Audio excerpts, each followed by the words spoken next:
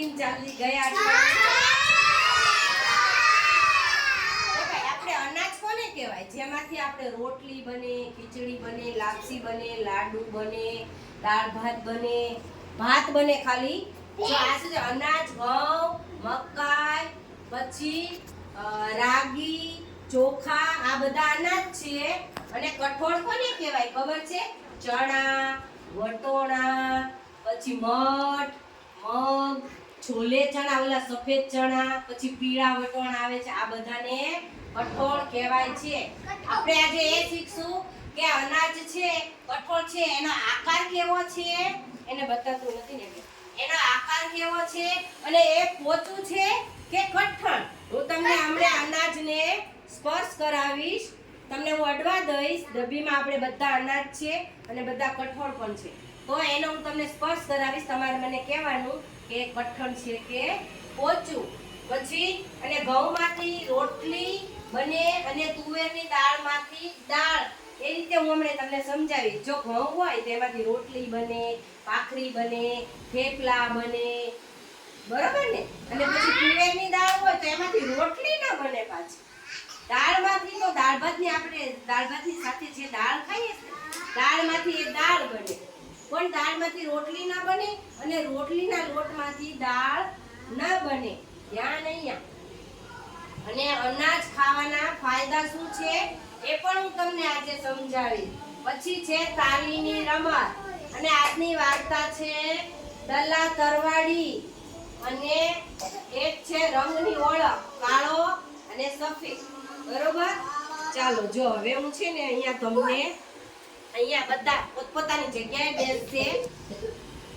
આ છે ને આ શું છે? પીળા વટોણા. આ છે કઠોળ. બરોબર? પછી આ શું છે? આ છે મગ. જો ભાઈ આપણે કઠોળ ખાઈએ ને તો આપણને વિટામિન મળે, પણ આ મગ ખાઈએ ને તો ડબલ વિટામિન મળે. હા, વેરી ગુડ. મગ ખાવા જોઈએ. આપણે જો તાવ આવે ને ત્યારે મમ્મી આપણને મગ ને મગનું પાણી ને એવું દે ને, તો એ આપણે ખાવાનું ને પીવાનું છે. પછી આ શું છે ખબર છે? મકાઈ. અને મકાઈના દાણા છે આમાં. એ પણ એક અનાજ છે. આ કઠોળ નથી. તમને બધાને બતાવીશ ને મકાઈ. ગોળો જે તમે ખાવ છો ને, આ એ છે. બરોબર? એની પછી છે ચણા. જો છોલે ચણા નથી, આ ખાલી ચણા છે. આને પલાળીને ખાવા જોઈએ. આપણે કઠોળ ખાવાનું છે. કાશી મૈયા ધ્યાન. આ ચણા છે બેટા, ચણા કહેવાય આને.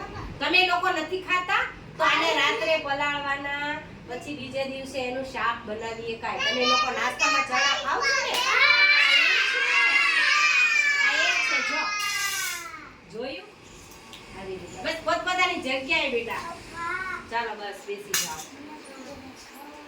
પછી આ છે મઠ. આપણે મમ્મી ચણા મઠનું શાક બનાવે છે ઘણીવાર, ખબર છે? આ મઠ છે, મઠ. આના દાણા મગ જેવા નાના નાના હોય છે. પછી એની પછી આ શું છે? વાલ. બધા પોતપોતાની જગ્યાએ રહેશે, હું બતાવીશ તમને ત્યાં. જો આને વાલ કહેવાય. આ પણ એક કઠોળ છે. આને રાત્રે પલાળવાનું, બીજે દિવસે શાક કરી એકાય. હા, બહુ કડક હોય બેટા, કડક હોય. અને આ શું છે ખબર છે? રાજમા. રાજમુલાની રાજમા. બધાને હું બતાવીશ પોતાની જગ્યાએ, બધા જોશે. આ રાજમા છે. જોયું? સરસ. ચાલો બેસી જાઓ પોતપોતાની જગ્યાએ. ચાલો આપણે આ જોયા. આપણે આ અત્યારે આપણે આ કઠોળ જોયા. હવે આમાં આ બધી ડબ્બીમાં આમાં શું છે? આ અનાજ છે હો ભાઈ. રાગી છે, પછી ઘઉં છે, આમાં ચોખા છે. મમ્મી દાળ ભાત બનાવે છે ને, પુલાવ બનાવે, ભાત બનાવે, ખીચડી બનાવે. આ ચોખા છે. અને આ છે બાજરો. આમાંથી રોટલો બને. આની રોટલી ના બને.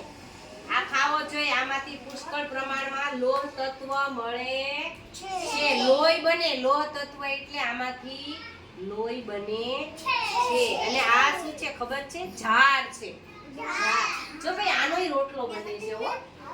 હા, ઘણા છે ને બાજરા બાજરાની અંદર નાખીને આનો રોટલો બનાવે છે અને આનો એકલો પણ રોટલો બને છે.